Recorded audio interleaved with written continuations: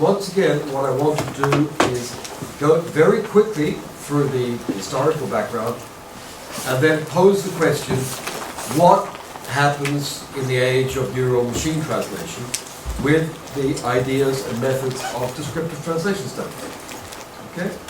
And the interesting thing, actually picking up from the discussion we had yesterday, where interpreting research has moved from psycholinguistic cognitive studies towards social contexts, it's intriguing to think that this brand has moved the other way. That our descriptive work on written translation has tended to move from the big social contexts towards more cognitive studies, which meets up with the prime questions posed by machine translation. Okay? So that's the overall picture of it, and I'm interested in the way those two movements work. Of course, what has happened underlying the change in descriptive translation studies is in part technology, but the spectacular success of cognitive studies as such in the humanities. Okay, cognitive studies was not a discipline. It started very much like translation studies as an amalgam of different disciplines and has flourished. So a lot of what's happening there has been brought across to our discipline. So that's why I'm going from norms to cognition. Okay? Norms are sort of the staple concept that launched 1,000 doctoral theses in the 1990s. It's interesting in the frame of the book I'm following that the equivalence paradigm, or the problem of equivalence that I presented, was solved by Skopos theory by making equivalence a special case, you remember. We saw that yesterday.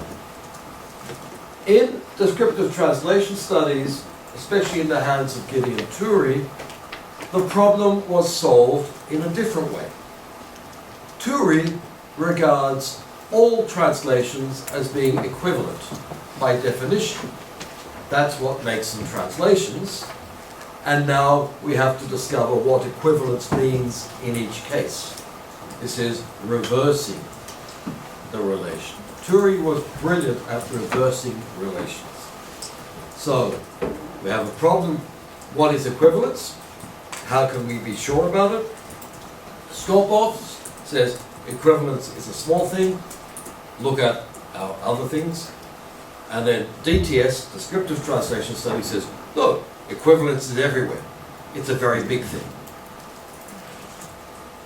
Hence, massive confusion about what equivalence means.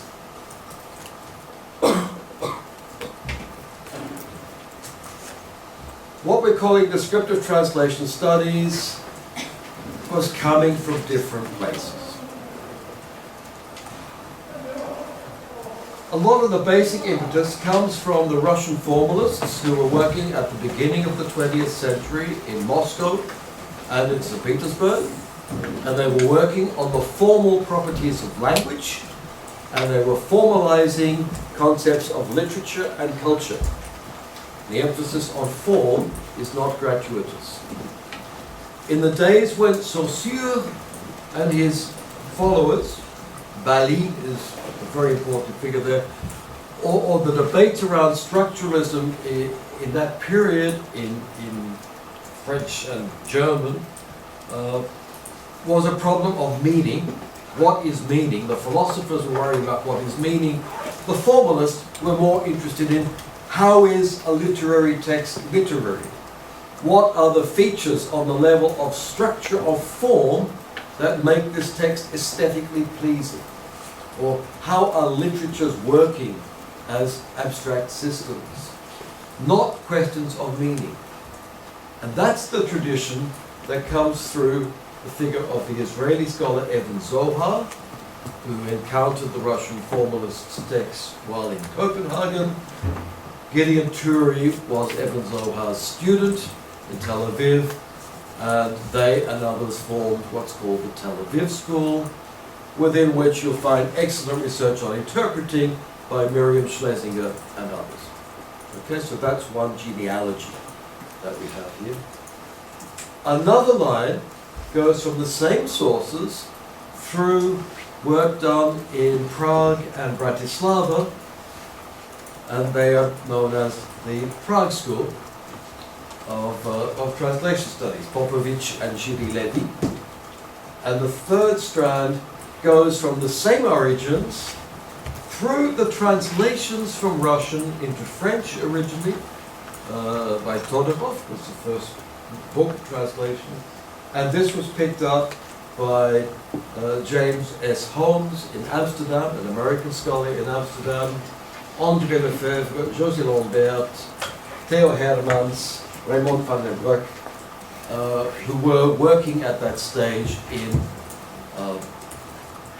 the Netherlands and in Flanders, in the Dutch-speaking part of Belgium. And they would be called the Low Country School. Now, these three groups started to meet each other at a series of conferences in Europe. And a lot of the conferences were actually within the International Association of Comparative Literature. So these are literary scholars meeting within the framework of comparative literature, but discovering that they have common concerns with the status of translation. Some of you have studied literature, okay? You might have studied English literature or Chinese literature and other things, hopefully.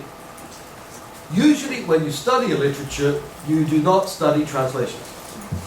You might study in translation if you don't have the language competence, but if I study, for example, Spanish literature, I'm not going to study great translations in Spanish.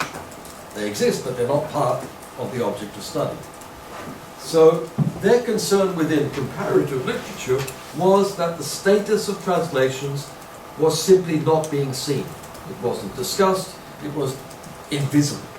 And yet, translations are one of the prime products that literature departments produce.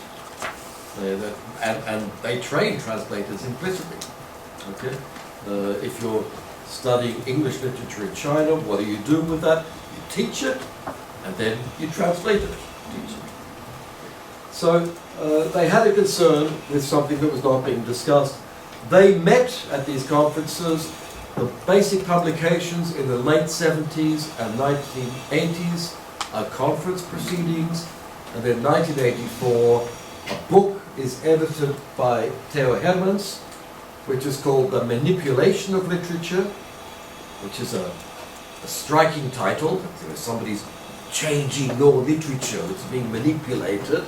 It really meant that translation is a transformative act with respect to literariness. Thanks to that book, they became known as the Manipulation School for a while. Not a happy title, but it worked to provoke people and create interest.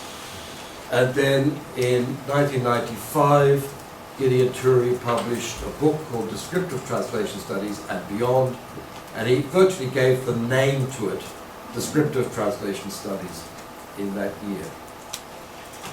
The title descriptive was not meant to say that all translation studies just describes. It was in the framework of James Holmes, who in 78, I think, wrote a paper, The Name and Nature of Translation Studies, where he mapped out a conceptual discipline which has its pure and applied aspects, and in the pure you have theory and descriptive. Okay, the applied aspects would be the training that we're doing, the evaluation, the translation criticism, and I think there's space for translation technologies there as well. Okay? So it was not pretending to be the whole lot. However, it has become the mainstay. People talk more about DTS than about that original plan of translation stuff. I hope this is common knowledge. I'm just refreshing your memory. Here are the main concepts of this school with its diverse strands. It's an empirical discipline. We don't presume to know. We're not going to tell anybody how to translate. We're going to find out how people really translate. So descriptive in the Holmes map was opposed to theoretical, but descriptive in the politics of the day was opposed to prescriptive, to all the translation teachers who were telling people how to translate, and all the experts, and all the heads of the translation service in the European Commission, for example. Or especially Peter Newmark, I mentioned yesterday. Eton, everybody knows what Eton is. And Peter Newmark wrote books telling people how they should translate. His approach was prescriptive. These people said, we don't know the best way to translate. Let's look around and find out what people actually do. To that extent, they were imperial. So am I. I learned from these people. I'm biased. Okay?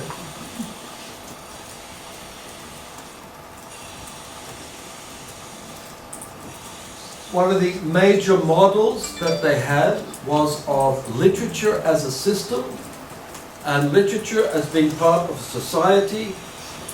A society is a system of systems, which is called a polysystem. So you'll have Chinese society has its political system, it has a financial system, an education system, a military system, a literature system, education system, okay, and they all work together. That's what polysystem means. And the question here was, where does translation fit into these systems? In a small culture, translation occupies, it has a main function. There are lots of translations in a smaller culture. Okay? In a big culture, there are fewer translations. It's a mathematical thing that I'm not going to demonstrate here. If you want to talk about it, I will. So, in a big culture, translations are considered marginal. The question now is, in a small culture, are translations the things that change the way people think? And, develop new ideas, bring in new movements. And the empirical research done by Itamar Ebn Zohar over the years tends to find that no, translations are usually peripheral. That means they don't bring about major change. They tend to have a conservative reinforcing function, which is disappointing for a lot of people who want a revolution every week led by translators. Ebn Zohar tended to find not happening.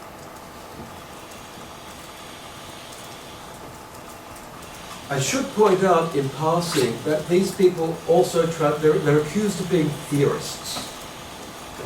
When Gideon Turi died in 2006, I did write an obituary, and I was so pleased to list the translations he had done of English literature into Hebrew, which was an enormous list. Very few theoretical works on translation, but far more actual translating. Okay, so these are people who are actually engaged in the practice, although they were very fine theorists as well. There's no necessary dichotomy. Now, Turi, who was an enfant terrible, in the senses of being, he liked upsetting people. He got a kick out of it. Okay? So when Newmark is saying, and he said, oh, I'm not being descriptive. Yep, I'm not being prescriptive. Like, he wanted to turn that around.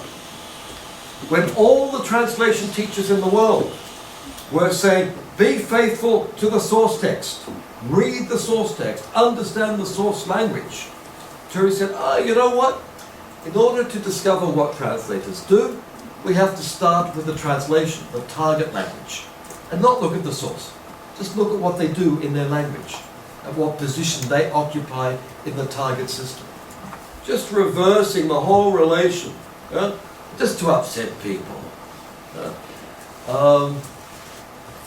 Okay, so the focus here was on the target side. What's interesting, in the same years, Skopos theory was doing exactly the same thing. Focus on the target side. For entirely different reasons, but the same shift occurred in parallel. There was not a lot of communication between Skopos and DTS. They were in different countries, doing different things, in different kinds of institutions.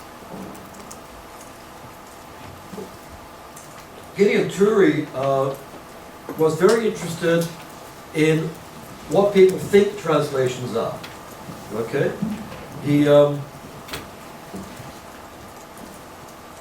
I've coincided with him for about 6 months in Göttingen in Germany. There was a research center there, and he was writing the 1995 book. And so we would argue a lot, because he liked to argue, okay, about everything. And so I challenged him once. I said, how can you possibly have descriptive translation studies and you haven't defined what a translation is? He said, oh yes, I have defined it. I've defined it. A translation is whatever people think a translation is. He talks about assumed translations. Okay, and I said, well, that's not a definition, because how can you know that they assume it's a translation? He says, because they call it a translation. I said, all right, but they use different languages. What's the problem? Then you have to translate the words for translation. So you need a concept. Okay. It's a sophistic argument that goes on. And at the end, his position was, well, why should we define translation at the beginning of our discipline when this is something we will do at the end? That was, it's just such a beautiful mind. I couldn't argue with him anymore.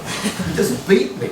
He said, he turned it all around and said, no, instead of starting from clear definitions, we are working so that we get to clear definitions. Oh, I was so frustrated and impressed at the same time. Okay, so we got that there. Other major contributions, I think, to the development of this school, especially André Lefebvre, who finished his career working in the United States, in Austin, and his wonderful book, I think, Translation and the Creation of Literary Fame, talks a lot about patronage. He was one of the first to realize that translators don't work alone, that they work with clients.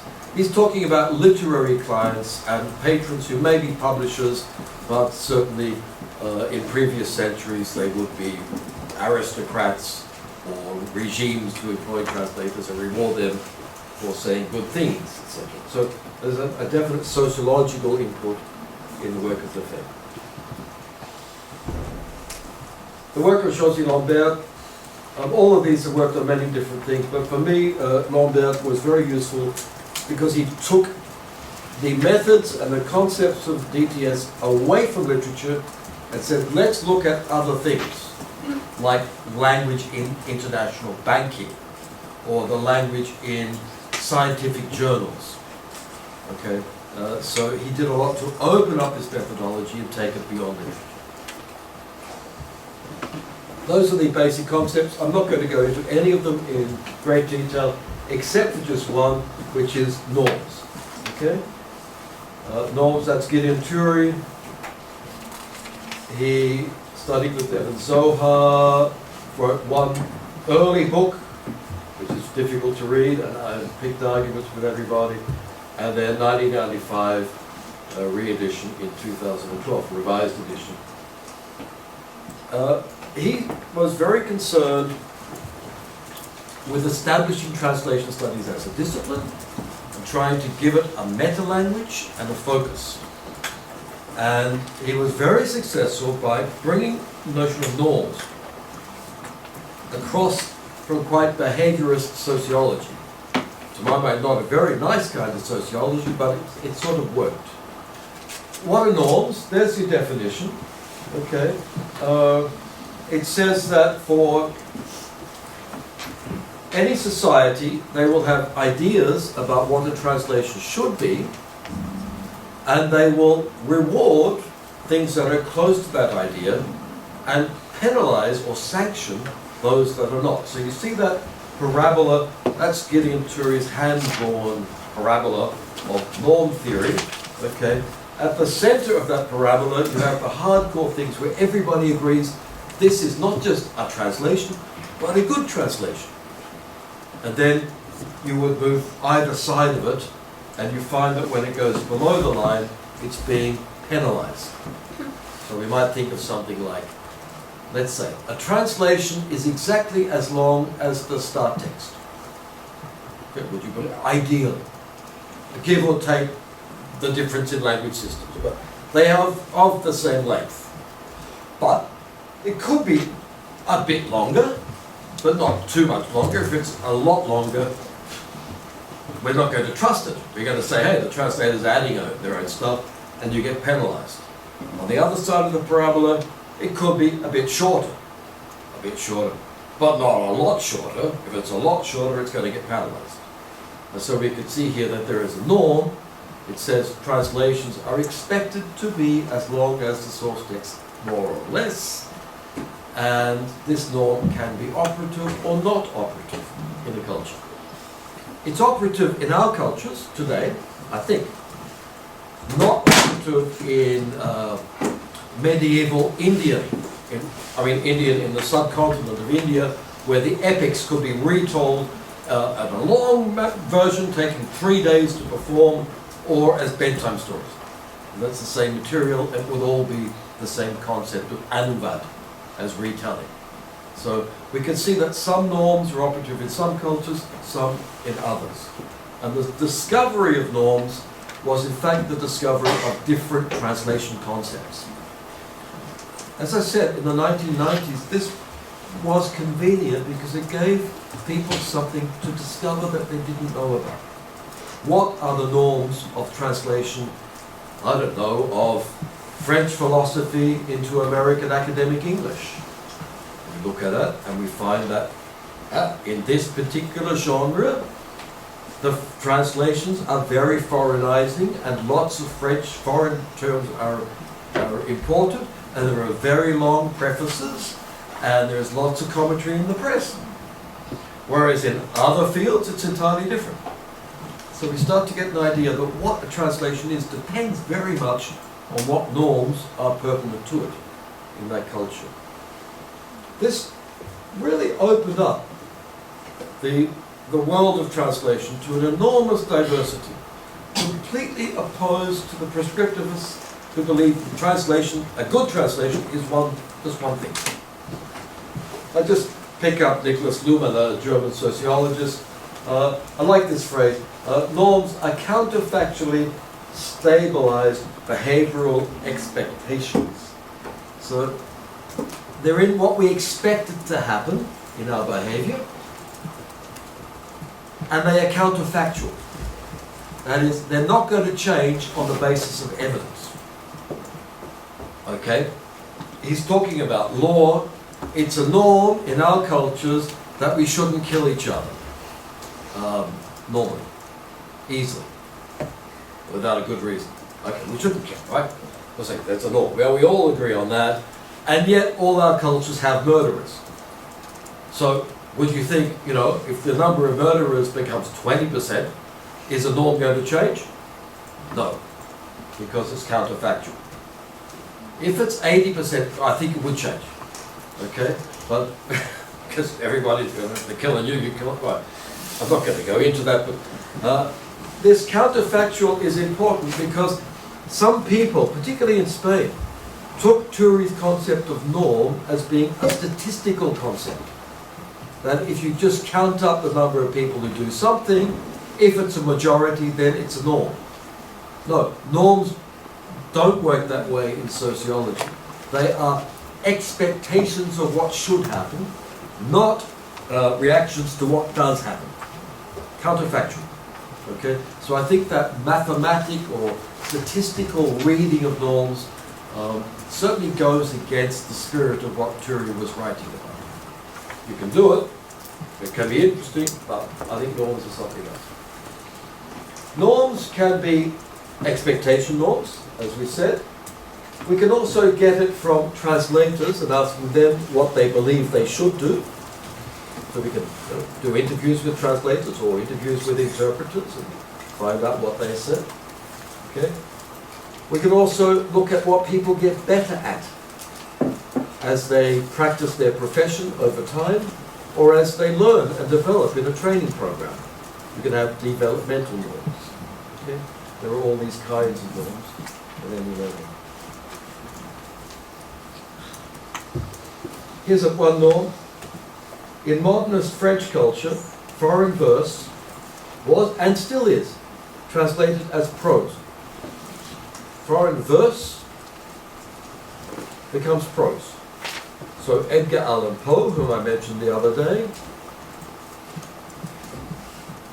in a midnight, weak and weary, I pondered over a dreary volume of forgotten lore.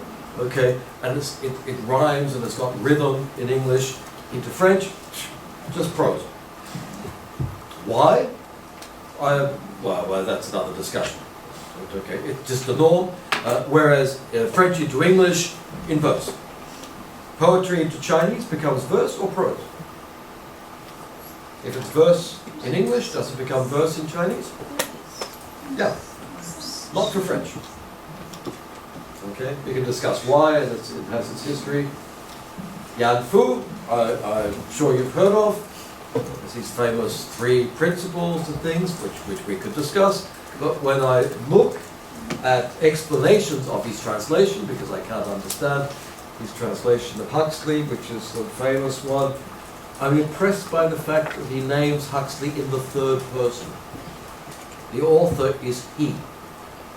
Whereas our translations today assume that the author speaks. That Huxley would be the 1st person. In Yan Fu's translations, the author is in the 3rd person. So this could be a norm. It is a norm for some cultures. I've been following some trials in Madrid on television, watching interpreters at work in the Supreme Court, and I'm appalled to see that they are doing this. They're talking in the 3rd person as consecutive interpreters. Okay, so you can do it. It's different. It's not normal today, I hope. Well. Another one, this is John Milton, a researcher in Brazil. He looked at translations of English novels that had dialect in them, in English. You know, like Wuthering Heights, and you have RP, and you've got West Country accent, and British society is very marked by class and therefore accent. And he noticed that in Portuguese there is no trace of any dialogue. And it was a norm for them to eradicate any difference between the varieties used in a novel. Which is striking. I mean, these are things that we might agree with or disagree with. The task of descriptive translation studies is not to agree or disagree, say if it's good or bad, but really to look at that and then say, why? Pick up the last one. Why would somebody not render dialogue, dialect, if in a novel, a Bronte novel, you've got farmers speaking one variety and rich vicar's girls speaking another variety, and the difference is essential to the working of the novel. Why not render it? Any ideas? You want to standardize the language? You've read John Milton's research. Absolutely. I mean, there are many possible reasons. One is it's hard work. Okay.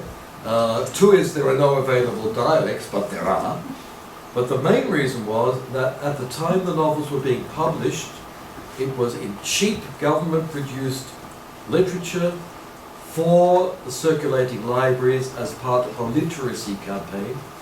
And the aim was to standardize the language and spread literacy. Okay? In which case it makes perfect sense to do what they were doing.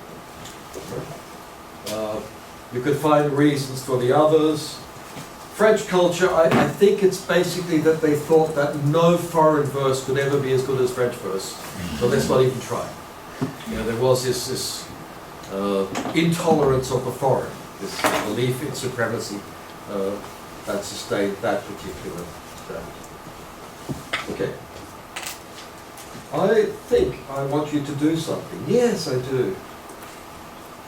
This is from a conference. This is from interpreters. Can you translate that into Chinese, please? Just in your head. It was used it was the introduction to a conference that took place in Arizona. And the example was used in an interpreting exam in Italy. Who wants to do it into Chinese? Who's looking very, very competent and keyed up? Yes, please. Can you render that into beautiful Chinese for me, please?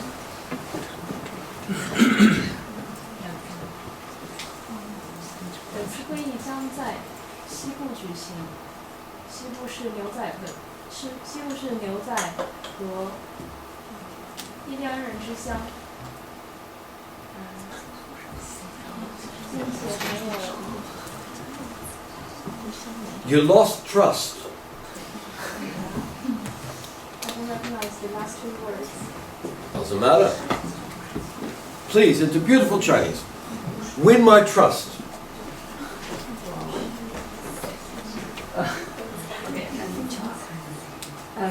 本次会议呢将在西方进行，那边呢我们大家都知道有牛仔，印第安人，那边我们还知道有很多像什么样的植物 ，I guess 那种是艾叶树还是 What's happening? It's very long.？Sorry. Okay, I'm going to help you. That is sagebrush, and that is tumbleweed. Does that help you? No. Does anybody know what sagebrush and tumbleweed are in Chinese? I just searched. The sagebrush is called 蒿属植物 and the tumbleweed is called 风滚草. Good. And if you use those words in a conference, would everybody know what you mean? No. Good. So what's the use? Well done. Thank you. Now, what interested me was not the difficulty of this, but the norms that were applied to the poor Italian interpreters, who were students, who rendered it as this. Plants that are unknown to us. And it was presented as an example of an interpreter's fault. Remember, this is like me with the omissions in Daniel Gilles. This was the Italian professor's example of a mistake. And I remember looking around at a colleague and what? This is brilliant interpreting. It's wonderful. You know, but for the teacher it was bad because they didn't know what the plants were. Nobody knows what the plants are. The plants are irrelevant. They are simply there to look exotic. To say, oh, Wild West, Indians, desert, strange things. And what could be stranger than plants that are unknown to us? It's a brilliant rendition. The norms of teaching are not the norms of, I guess, functional. This is a brilliant functional rendition for me, okay? But there are conflicting norms. I would not take a mark off for that. I would +3 it. Well done. Off you go. But who's to say? Am I right and they're wrong? No. They're just different expectations of what an interpreter has to do or could be expected to do. Good example? So next time you get strange names we've never heard of. It's also beautiful because of the ambiguity of us. Okay, us could be us the interpreters, but it's us speakers of Italian or speakers of Chinese. Right? Yanti per noi incognite. Beautiful. All right. Now I'm going to get you to do some real translating because you're active, you're keyed up. I want you please to write a translation in Chinese of this. You've got 8 minutes to do it in. No, 5 minutes. Write a translation, please. Has anybody done this before? I've been using this example for 15 years. Please write your translation. And then we discuss what the norms are.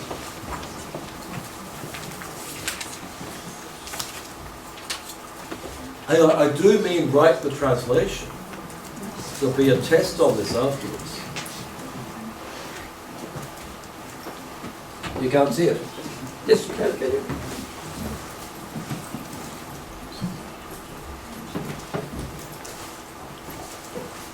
You're allowed to use internet resources.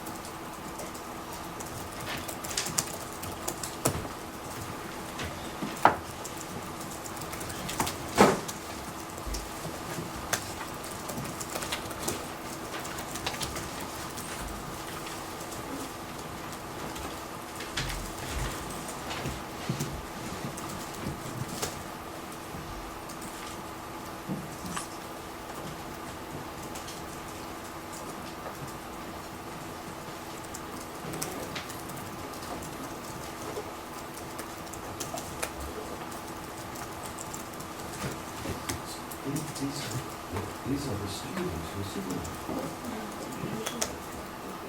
Yeah. Okay, what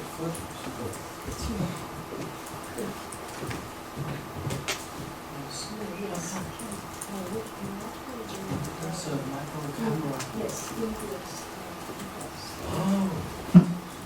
So what can I do with that?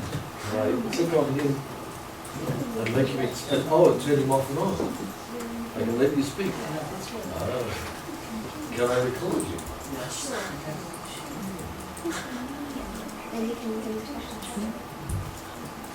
Just like real life. That's right.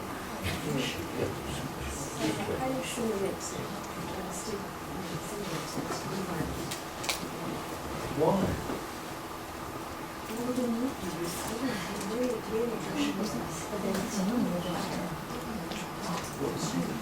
What's the advantage?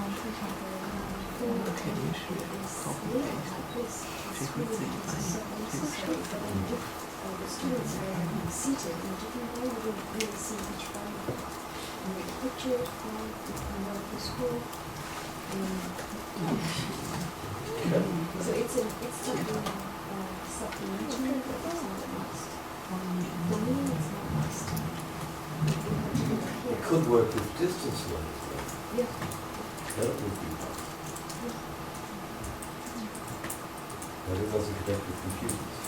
It's just the folks on the side.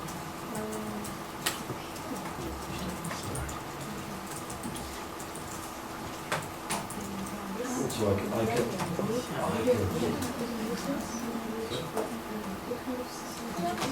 to do what?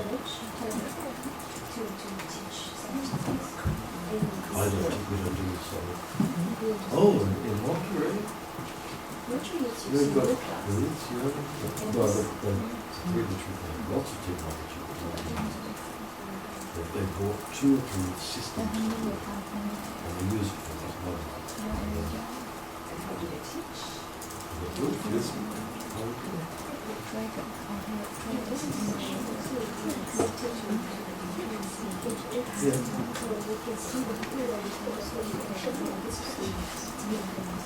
yeah. So you can turn them off and on, but they can do that themselves.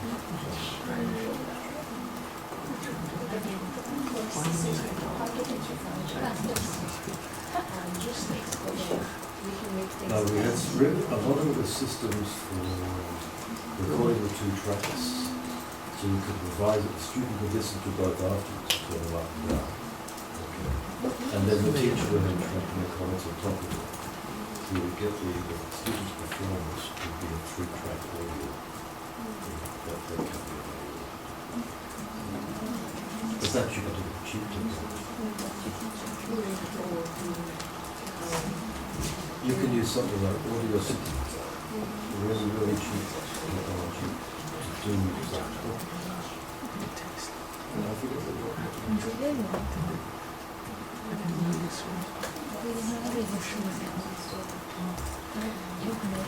Okay, you're finished?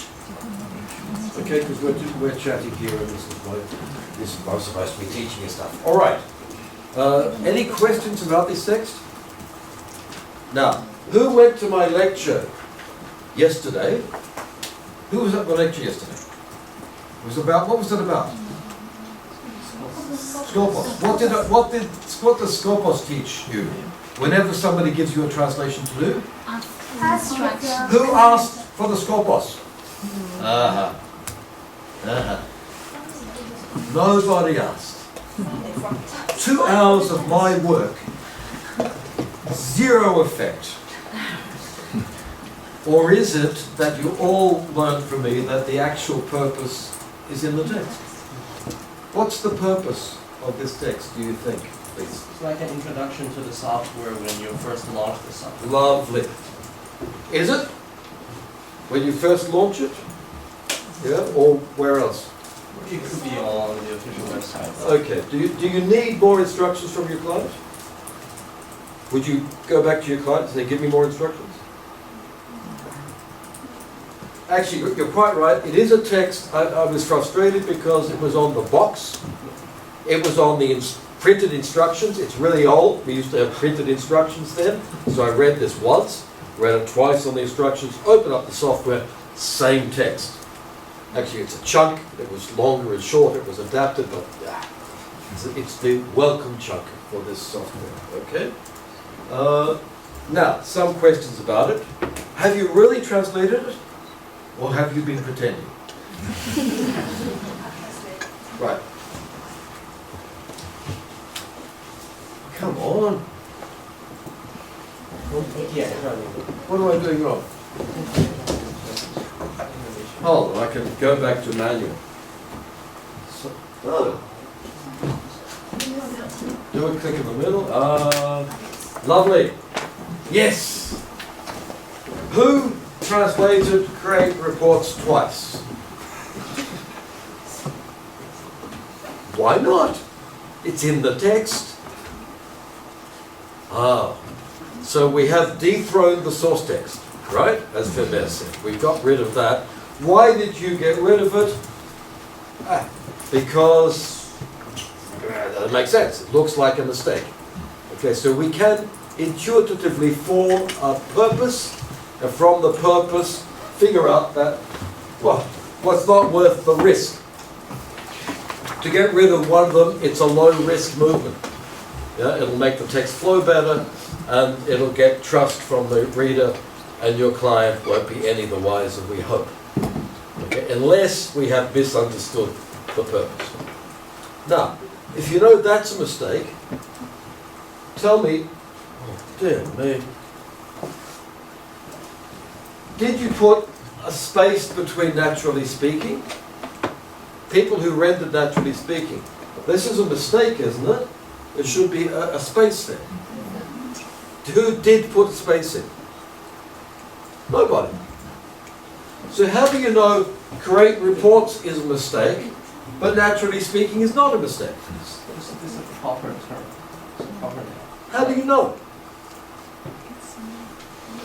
It's like welcome to something and followed by an attribute which describes this something. So naturally I would believe that this something is a proper noun and cannot be further divided into smaller units. Does everybody believe this argument? Because normally in English, if you have a capital letter, it's preceded by a space. Here it's not. Is it a mistake? It's like the name of this. How can we check? Go to the internet. Thank you. And did anybody do that? You did? What did you find? Yes. Sorry? there are introductions to that software, and also we found. But do they write it with a space or without a space? Without the space. Good. So we have confirmation from the client in the story, right? So this is a problem we can solve quickly. This is another problem that we can solve quickly. Would you expect everybody in our translation culture to do exactly that? I'd say yes. Okay? But it's not, there's no law that says if there's a repeated a noun phrase, reduce one. There's no law that says if a space is missing, keep it missing. There's no, these are norms, of things that we've grown used to, and we practice them, and we do them, and the more we practice and do them, the more they become norms. Now, before I get to there, I wanted to focus on this second person, you. In Chinese, you have polite and informal. Or formal and informal, let's say. Is this informal or formal? On? That's The requirement spoken like a true Skopos theorist. It depends. on the purpose of it. Good. Well, we know the purpose, don't we? You know the purpose. And also, it may also depend on some more specific requirements from the client, because I've encountered several cases when the client requires that all second person should be translated into the polite form, and there are also some cases when all second person should be translated into the impolite. Okay, let's do statistics then. If you translated the text, did you use the polite form of the second person? Who, you, Anna. Did you use the informal? 50-50. 50-50. Is there a norm?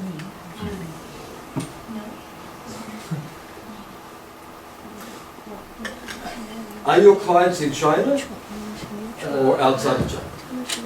Outside of China, but they have some specific requirements regarding the second person. Okay, what's called in linguistics the T and V forms, but let's just say formal and informal, are notoriously different in each language and each culture. Okay? English is happy because it doesn't. We lost thou. Thou was the intimate. Okay, we lost that. We keep it for God. Sometimes, if we speak to God.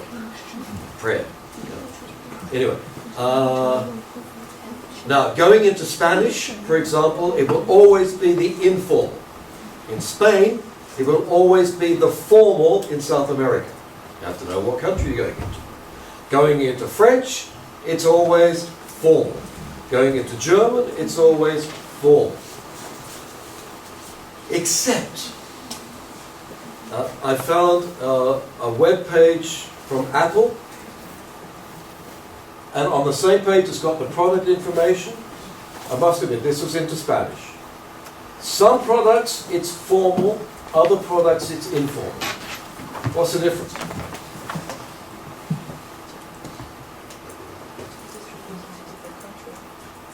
It's on the same web page. Different translators. Possibly.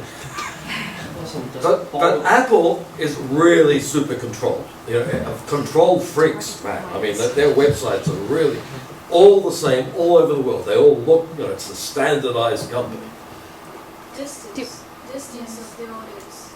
Distance, Between the products and audience.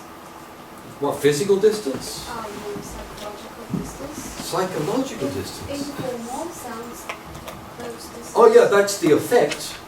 But why would they want more distance for some products and less distance for others? Different target clients. Sorry? Different target clients. Yes, yes. And what's the main difference? Age, yes. And how do we get that? Price. Cheap products kids can buy, too. Intimate. Expensive products parents pay for, instead. I mean, I don't know, but that's just doing the analysis. What could it be? There was a definite correlation between price and the second person. There are many, many other factors, such as country and. I also noticed this. They also use it in TV ads. The translation. Yeah. Yeah.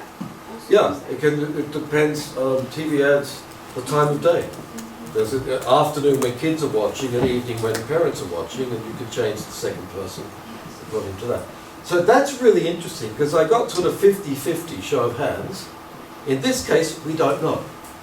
And I would say there's no real norm here. Translator, you're on your own. If in doubt, do consult your client. And sometimes they have clear policies. Okay? Or consider who's going to buy this. Is it for young people? Be cool. Is it for older people? Be rich. Consider the price of the product. In other languages, I look at the welcome, but this is invariant in Chinese, so there's nothing much to do there. Okay? Let me consider this one though. Yep. This is not my favorite machine, Canada. Who translated Canada as Canada? Who translated Canada as something else? Nobody. So the norm here is stick to this start text. Here's a Skopos argument for you.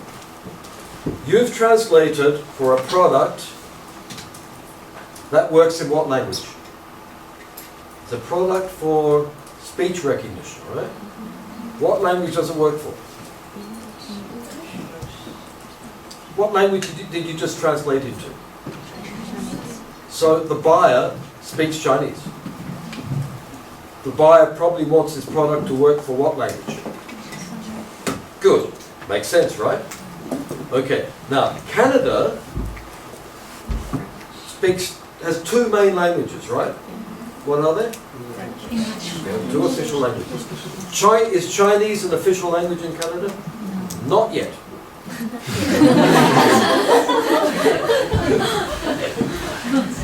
So is there a risk that the buyer says, I bought the version for Canada. I want the one that works for Chinese. Take it back. Give me the one for Chinese. Can you see my argument? That the reference to Canada isn't helping anybody and is possibly confusing some people. Or is Canada a really cool reference? It is. It's sort of innocuous. Nobody hates Canada, really. It's sort of there. Advanced, wealthy. Yeah. Is it helping you sell the product though? Yes. All right. Okay. If it does, all right. Okay. If we were worried about the possible confusion of languages and the reference to Canada, what could you do? Yeah. I would leave it out without lying. Don't tell lies, but there's a big gap between, For example, what would you put? One of them. One of the most acclaimed, or the internationally acclaimed. All these advertising stuff. It's not false, it's not true. It's just advertising jargon, all right? And you would generalize the reference to Canada to avoid possible complications. However, in this case, there was a norm. All right? We could argue against it, we could find reasons for changing it, but in this culture, there is a norm there. There's not a norm for the second person, there is a norm for that. My Spanish speaker, where is he gone? How would you do that in Spanish?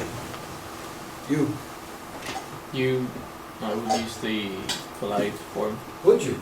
Yep. But you're from where? I'm from Alicante. Oh, God, really? Okay. How can you avoid the problem? Use a passive. We just did it a few hours ago. Se puede. You got this beautiful structure in Spanish, which is reflexive, and it avoids the second person. Okay? So you can sidestep it. In many languages you can just, I don't know what to put here, use some other resource. It is possible to, for example. Okay? And you avoid it. But I'm not here to teach you how to translate. I'm here to study norms. I have learnt from our brief exchange that a norm here is to eradicate repetitions, to trust the client's spelling of their own name, thank goodness, there is no norm for this one, and there is a norm for this one, stay faithful to the text. So from here, change the text, here, stay faithful to the text. Norms are uneven in texts.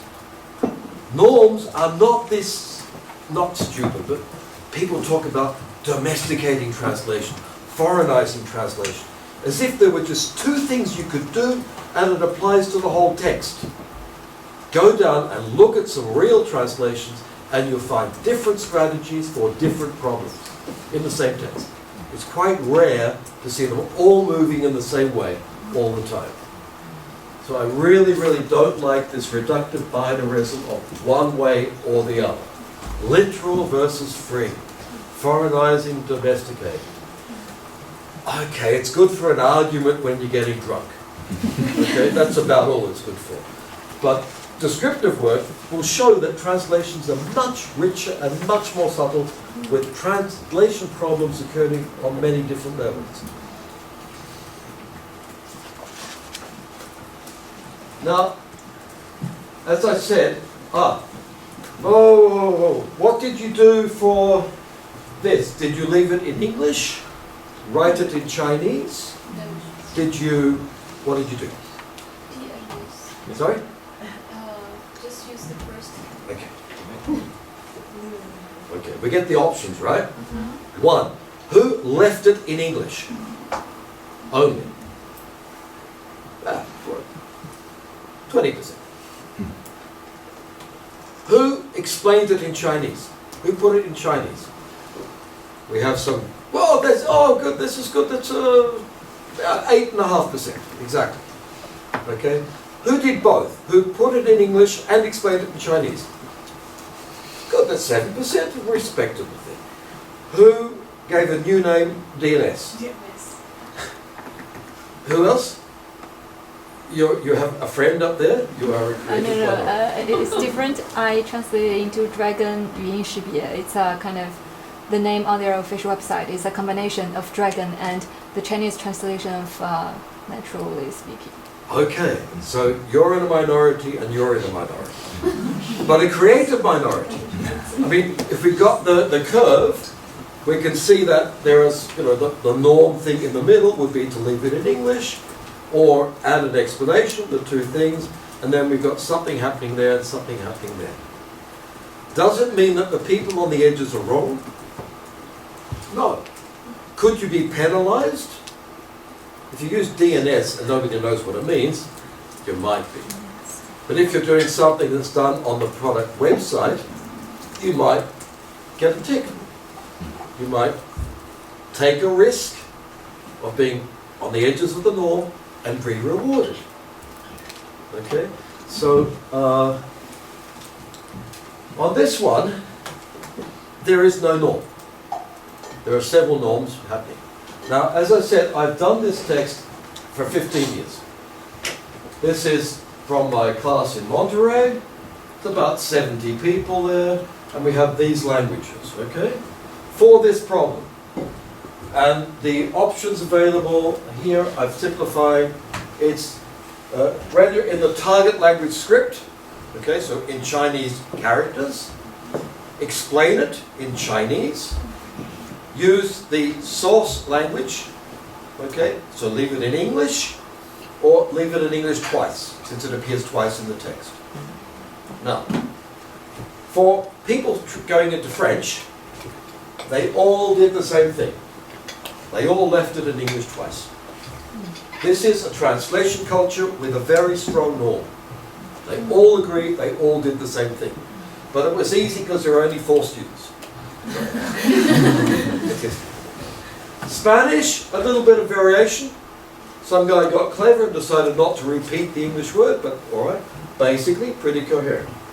Germans like to apply rules, so there's also always some dissenters, but these 3 translation cultures have fairly strong norms for how to deal with product names. Let's go to Korean. Koreans prefer to use the target language script by a fairly substantial majority, but there are these competing norms here. Okay, so they're really not too sure, but there is a tendency to have a central role. Look, I'm sorry, Chinese and Japanese, you guys have no idea. You really haven't got this one worked out. Okay, there is not a stable norm, and it came out here. Russian is between Asia and Europe. It's got a bit of both. Not between Asia and Europe. It has a script problem. It's not a problem.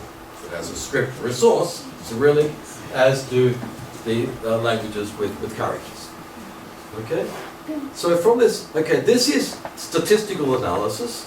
It's not that counterfactual sense of norms, but we can pick up signs of instability and uncertainty and relative certainty in other translation cultures. And you can also pick it up by talking with people, asking, or watching translators discuss things. You can get lots of data coming in. Any comments on that? That's all right, yes?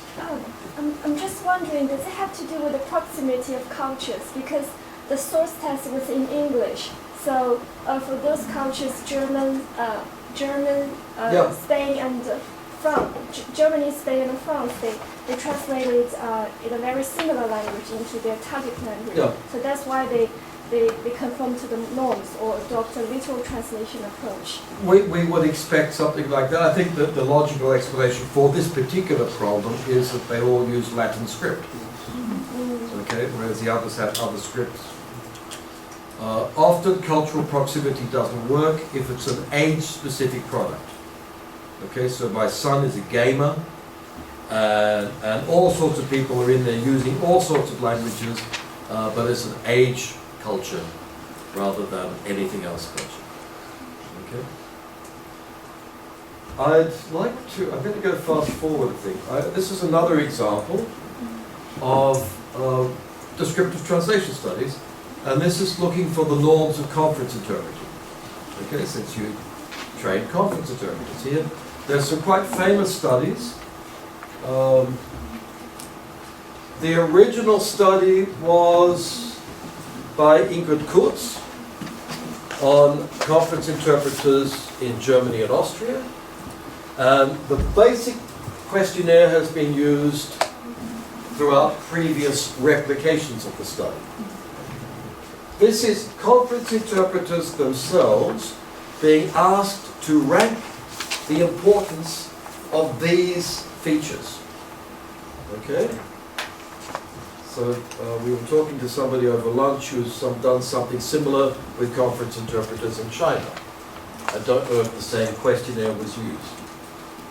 So, you understand these features, and we're just asking which is most important, and seeing if they all give the same answer. Now, it was very clear that in this study in Italy with Italian interpreters, 286 is respectable. That's the order. Okay? 704 in Austria and Germany. No, sorry, these are AIC interpreters, so it's international. All right, so it's all over the place. Very similar, except for this one. Why would completeness of information be here and here? Any idea? It's wrong. It's out of place. Why is it there? Because of the way it was translated in Italian. Okay, where, let me get this right. The Italian translation meant that the meaning was completely there. Whereas here, no. The Italian, yeah. You got to the end of the sentence. That was it. Okay? And here, that the meaning was completely there. So the word for completeness was different, and so the questionnaire didn't work. It's a glitch in the survey instrument, a translation problem, which is a very important problem. Okay? Now what interests me is I had a potential doctoral student who wanted to do the same thing in Brazil. So we said, let's find out. We'll do a pilot study. Okay, if you're doing doctoral research, don't go into it until you do a pilot study.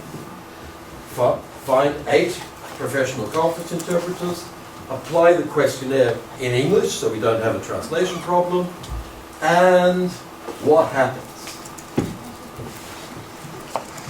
Okay. Consistency with the original is number one, but number 4? What's number 1? Fluency of delivery. 3 and 4, number 1.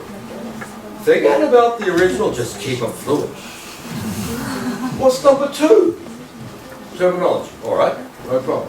Number 3, grammar, okay, fair enough. Number 4, consistency, that's low. But number 5, okay. Pleasant voice. Pleasant voice is low, low, low. Native accent, low there, high here. What's happening in Brazil?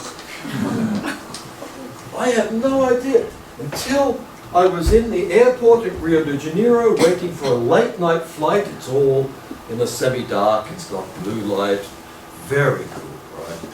And I had this announcer. Au voo, oui, c'est, sim, São Paulo. It was so slow and magical, I thought, oh, it's just a beautiful language. All you want there is for the rhythm to keep coming. And it's mapped there. Now, it's only 8 people. I don't know if it's a norm.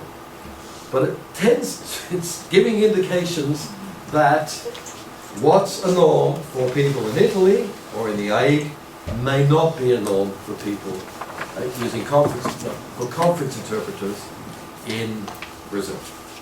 It's only 8 people, I don't know. Okay? Just an example of the kinds of things that are discovered.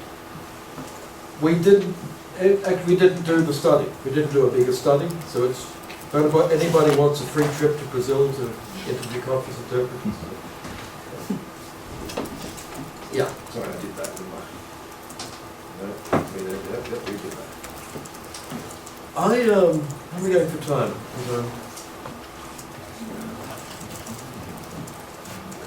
I'll go through this stuff quickly. It's just the mechanics of how you do it. And I've lost the film, so I'm not going to show you very much. You should be familiar, I hope, with the various tools we use these days to study norms, or that can be used to study norms. So I would include corporate pilot.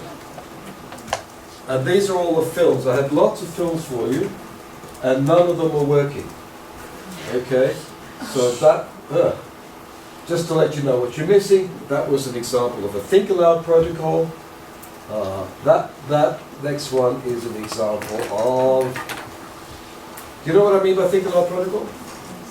Okay, you get the subject to voice out what they're doing. This is screen recording, which I use a lot. So it's free technology. You get the person to speak while they're translating, and you can see what they're doing on the screen.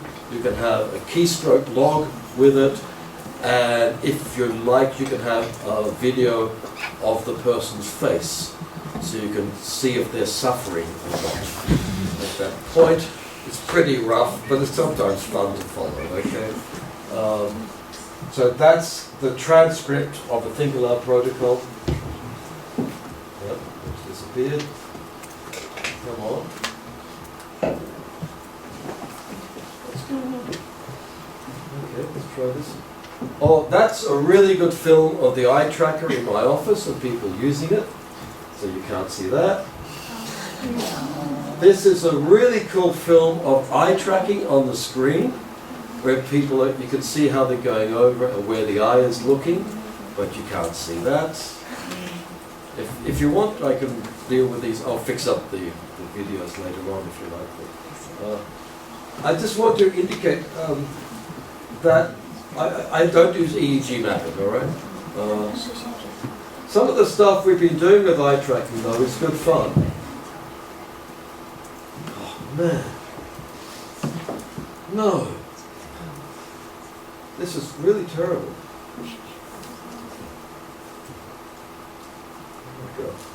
Okay, I won't worry about it.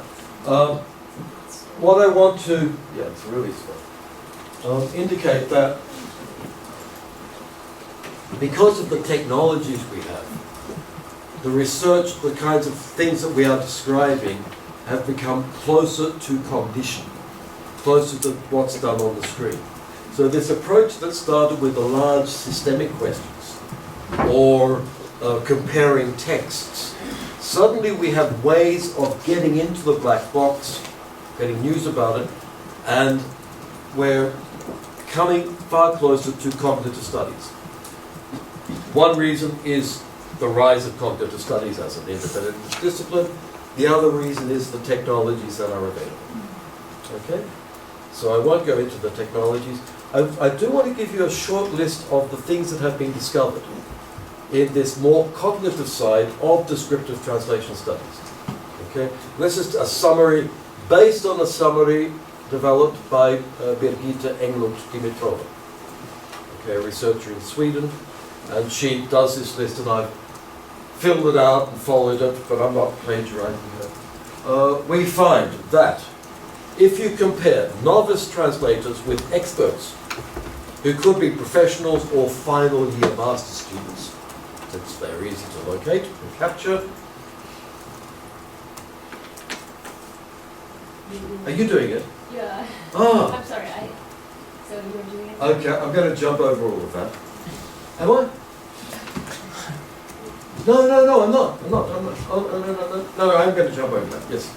Next Yeah, one? yeah, next one. Yeah. These are the universals. If you like, I'm not going to go to that. What's she doing there? Amy, I've been looking for you. This is Amy Winehouse, okay? This is an experiment I just did with some people in my office.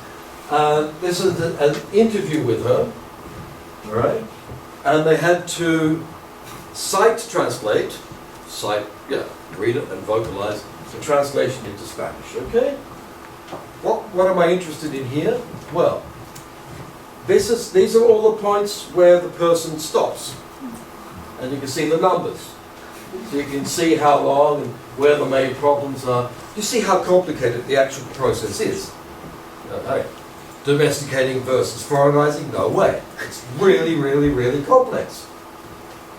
What I'm interested in is, that's a woman. No, that's a woman. It's a man translator. Can we go to the next slide, please? That's a woman translating. What's the difference? The woman looks at the face. Men don't look at the face. Women do. Nice finding. And this is part of the study on personification. I'm interested, this is a doctoral student who's doing it. She's interested in whether when we translate an object, words on the page, or the voice of a person. And we're finding that women are particularly good at personifying texts, and men are particularly good at just objectifying texts. Okay? This is not definitive, but it gives an indication of the way that technologies allow us to get data on aspects that we didn't know about before, or we didn't ask about before. Okay? Personification. I'm not going to claim it's a universal, it's just what we find in the few subjects that we have. I'm going to deal with this, I think next Tuesday I'm going to give a talk about personality and uncertainty. And we'll come back to this, and I'll talk about the personalities of the translators and how that interacts with personification. Okay? I'll see if this is going to work. Okay, now, yes. I'm interested in these particular results because I don't know how we know what we teach. I design master programs. I teach them one and I design them. And how do we know what to put in them? We've got competence models that people dream up around a table, okay? I want to know really, what should we be teaching? And one way to find out, only one, there are many, but one is to compare novices with professionals. And if you can locate the difference, then you should be training people in those things. Okay? So here's a summary that I was talking about before I discovered Amy Winehouse. The more experienced the translator, they tend to use paraphrase and less literalism when stuck. Okay? When stuck, when short of resources. Okay? A novice will always fall back on the text. A more experienced translator will have greater capacity to paraphrase. Larger translation units. This was the eye tracking. You will see that the translation unit, the default unit for European languages is still the sentence, whether you like it or not. But novices will get focused on phrase problems.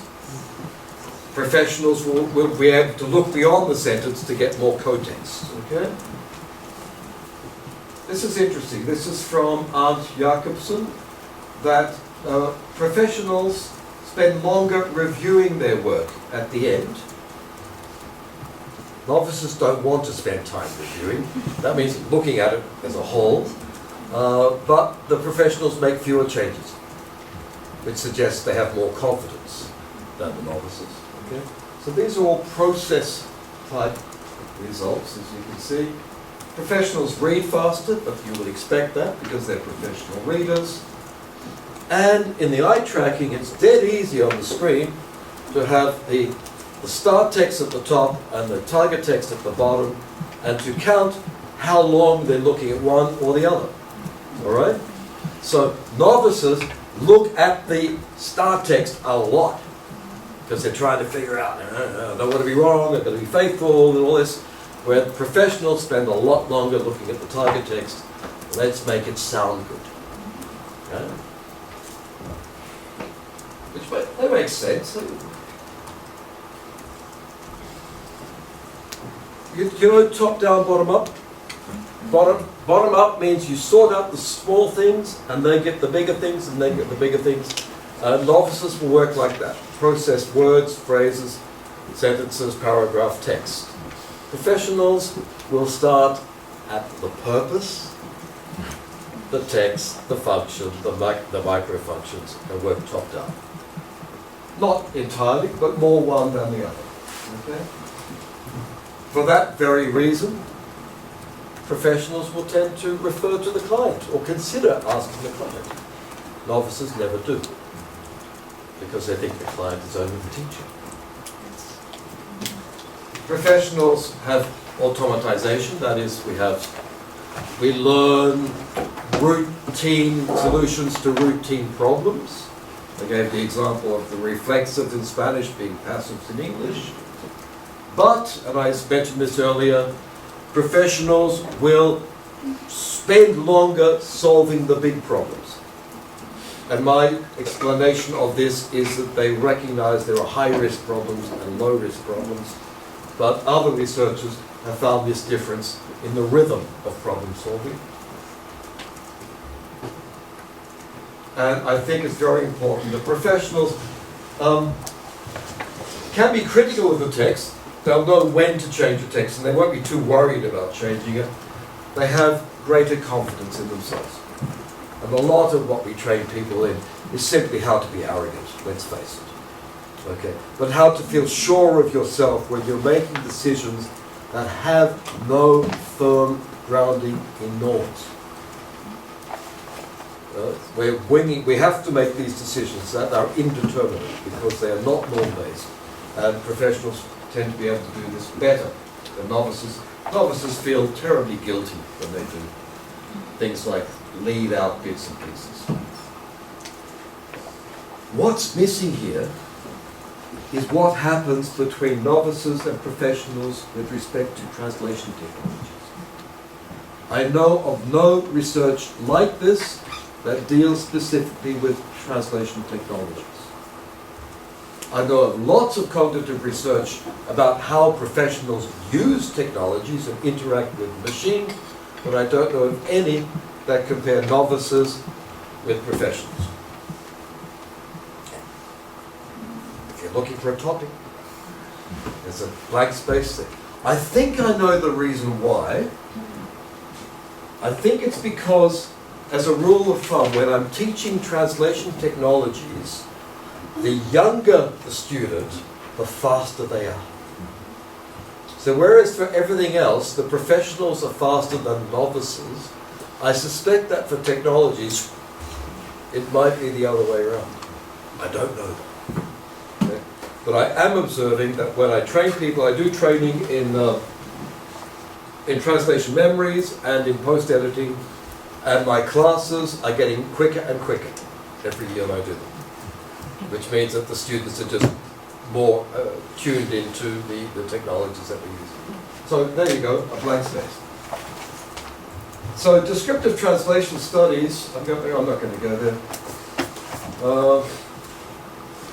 has come a long way over the years. It's still got a way to go. It still hasn't come to grips with the concerns of using translation technologies, but we have the materials there and the instruments needed to do the research. DTS has made a contribution to translation studies in the following. We are aware now of the enormous variety of translation. It's not just the way we do it, but history and cultural difference show that this is not just one thing at all.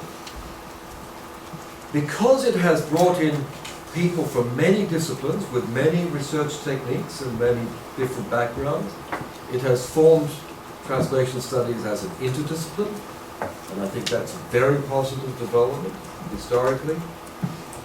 And it has created knowledge. Knowledge that's useful for people training, for people employing translators if they want to read it, but also for the teachers, the very people who have the prescriptive approaches. This is Andrew Chesterton's argument. He says, okay, if you want to tell a student, you should translate this way, like you should delete double create reports. And the student says, why, I don't believe you. A teacher can say, studies have proved that if a translator deletes superfluous material, 9 times out of 10, they get paid. For example, all right, if we had knowledge like that, probabilistic knowledge about what happens when you apply a norm, it gives us a basis for telling people how to perform their task. We're not telling them, we're pointing out that the probabilities are that you can do something different. And also, this is what I'll come back to in talks next week. I think this very serious attempt to come close to what translators really do breaks down with the age-old dichotomies of one type of translation against another, which in the Western tradition goes back to Cicero. Okay, you can translate like the interpreter in the marketplace or like the great orator in the forum. It's never been one or the other. It's much more complex when you look at it. That, I think, is the great contribution of descriptive translation studies. I'll leave it there. Thank you for your attention.